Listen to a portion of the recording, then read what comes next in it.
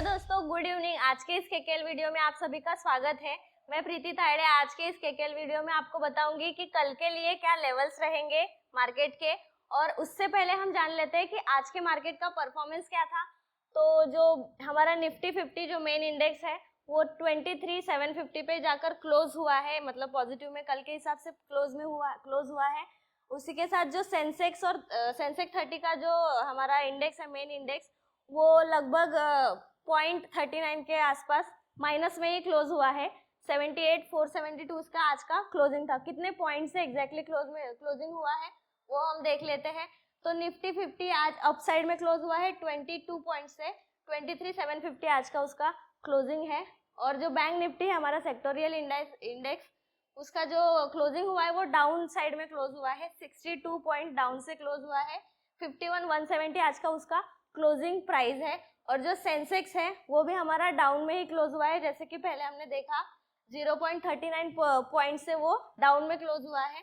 और अब देख लेते हैं कि जो भी सेक्टर्स थे हमारे, जो मेन सेक्टर्स थे, मेजर सेक्टर्स, उनको हमने यहाँ पे कवर किया है, कौन से पॉजिटिव थे और कौन से निगेटिव थे। तो फर्स्ट निफ्टी ऑटो जो था वो पॉजिटिव में क्लोज हुआ है 0.84% से। इतना मार्केट डाउन होने के बावजूद भी ये दो सेक्टर्स जो है health care and Nifty auto हमारा पॉजिटिव में ही क्लोज हुआ है। तो हेल्थ केयर जो है 0.78% से पॉजिटिव में क्लोज हुआ है। और जो एक सेक्टर था जो मेजर निगेटिव था, बाकी के भी थे लेकिन मेजर जो था वो निफ्टी मीडिया था। निफ्टी मीडिया निगेटिव क्लोज में हुआ है 1.48% से। इसके बाद हम देख लेते हैं कि सुबह जो हमने लाइव जो गए थे, लाइव स्ट्रीम करते हैं रेगुलर हम 9 बजे से लेकर 12:30 बजे तक, तो उसका क्या परफॉर्मेंस रहा। उसमें भी प्रवीण सर खुद आपको लेवल्स देते हैं, जैसे कि सपोर्ट और रजिस्टर्स। तो जैसे ही यहाँ पे मार्केट ओपन हुआ, सर ने जो रजिस्टर्स दिया था उसके ऊपर ही मार्केट ओपन हुआ है। तो इसके वजह से हमने क्या किया था, यहाँ पर एक छोटा सा बाइंग पोजीशन बनाया था कॉल ऑप्शन का। और कॉल ऑप्शन में हमने 18,000 का मार्जिन यूज किया था और 18,000 के ऊपर 5% का टारगेट इमीडिएट 3 मिनट्स में हमें टारगेट अचीव हो चुका है। 680 रुपीज का समथिंग प्रॉफिट हुआ था। तो रेगुलर आप ये भी देखा कीजिए। उसके बाद हम देखेंगे कि कल जो हमने लेवल्स दिए थे बैंक निफ्टी, सेंसेक्स और निफ्टी के लिए जो लेवल्स दिए थे उसका परफॉर्मेंस उन्होंने कैसा आज परफॉर्मेंस दिया है। तो सबसे पहले निफ्टी का देख लेते हैं। निफ्टी 50 में हमने फर्स्ट जो रेजिस्टेंस दिया था, जो रेजिस्टेंस था 23,805 का, 805 के आसपास ही मार्केट ओपन हुआ है, उसके थोड़ा सा ऊपर ओपन हुआ है। और जब वो नीचे आया तो हमारा जो सेकंड रेजिस्टेंस था 23,883 को वो ब्रेक नहीं कर पाया। ठीक उसी के रेंज में जो हमारा रेजिस्टेंस था, फर्स्ट रेजिस्टेंस और फर्स्ट जो सपोर्ट था 23,715, इसके रेंज में ही वो रहा मार्केट। और उसको ज्यादा देर ना सपोर्ट तोड़ पाया और ना ही रेजिस्टेंस तोड़ पाया। तो अब हम देखेंगे कि सेंसेक्स 30 का क्या परफॉर्मेंस था। सेंसेक्स 30 के लिए जो हमने रेजिस्टेंस दिया था, जैसे निफ्टी का रेजिस्टेंस था वैसे ही फर्स्ट रेजिस्टेंस इसका 78,810 का था, जो उसने ब्रेक नहीं कर पाया, जहाँ पे सस्टेन नहीं कर पाया। और सीधा वहां से आकर यहाँ पे हमारे जो सपोर्ट है, फर्स्ट सपोर्ट 78,296 पे ही उसने क्लोजिंग दिया है, उसी रेंज में रहा। इसको हम साइडवेज मार्केट भी बोल सकते हैं। इसके बाद हम देखेंगे कि हमारा बैंक निफ्टी जो था सेक्टोरियल इंडाइसेस, उसका क्या परफॉर्मेंस था। उसके हमने लेवल्स दिए थे सपोर्ट एंड रेजिस्टेंस।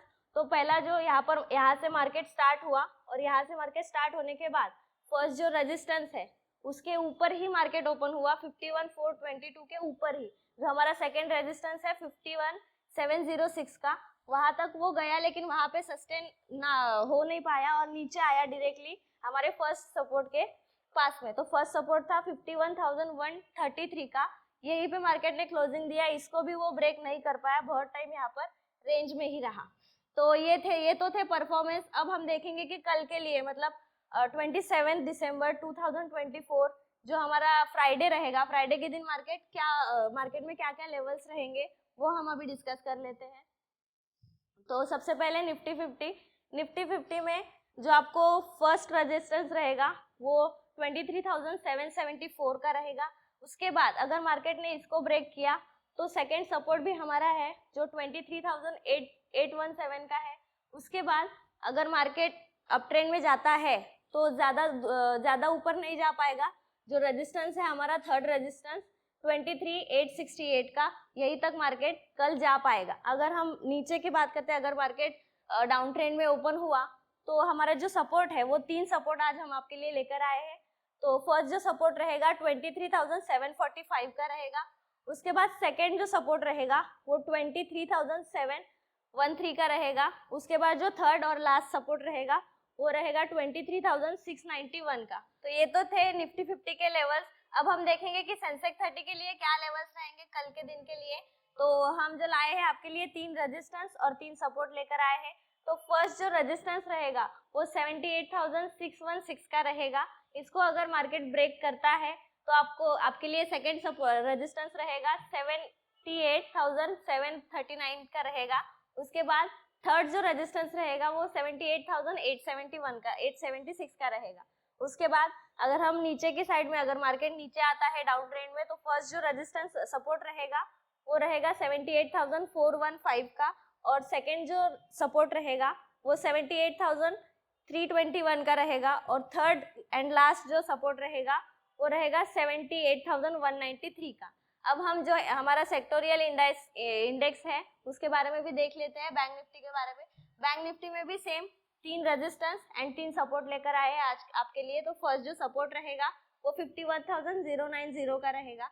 जो सेकंड सपोर्ट रहेगा वो 50,912 का रहेगा, और जो थर्ड सपोर्ट रहेगा वो आपके लिए 50,635 का रहेगा। और जो रेजिस्टेंस है वो पहला रेजिस्टेंस आपके लिए रहेगा 51,428 का, सेकंड रेजिस्टेंस रहेगा 51,607 का, और थर्ड एंड लास्ट जो रेजिस्टेंस रहेगा आपके लिए रहेगा 51,772 का। अभी हम जैसे कि रेगुलर आपके लिए एक न्यू कंपनी स्टडी पर्पस के लिए लाते हैं, जिसके ऊपर आपका स्टडी लगाकर आप अपने हिसाब से ट्रेड कर सकते हैं। तो फर्स्ट हमारा जो आज के लिए स्पेशल स्टॉक रहेगा स्टडी पर्पस के लिए, उसका नाम है ITC, जिसके बारे में ऑलमोस्ट सभी को पता ही होगा, जिसका आज का करंट मार्केट प्राइस था 476 का। इसके बारे में थोड़ी सी और जानकारी ले लेते हैं। तो ये जो कंपनी है वो 1-2 साल पुरानी नहीं है, 114 साल पुरानी कंपनी है, बहुत ज्यादा पुरानी कंपनी है। और जो फाउंडर है इसके मिस्टर संजीव पुरी सर है, और जो इसका इंडस्ट्री आता है वो FMCG इंडस्ट्री में आता है। और जो हमारे नंबर ऑफ एम्प्लॉयज है, जितने भी एम्प्लॉयज है आज तक के 2024 तक के 49,824 एम्प्लॉयज उनके पास फिलहाल में वर्किंग है। और जो ये हेडक्वार्टर है कोलकाता, वेस्ट बंगाल, इंडिया में वो हेडक्वार्टर है। तो ये थे अबाउट द कंपनी। अब हम इसके अदर इन्फॉर्मेशन जैसे शेयर होल्डिंग पैटर्न और प्रोडक्ट सर्विस के बारे में जान लेते हैं।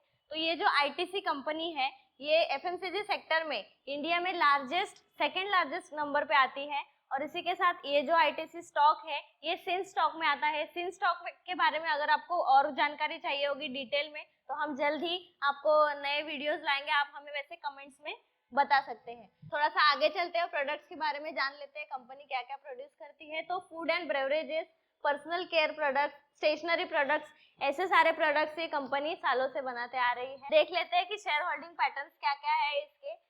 तो जो फॉरेन इंस्टीट्यूशंस है 40.54% का इनके पास स्टेक है।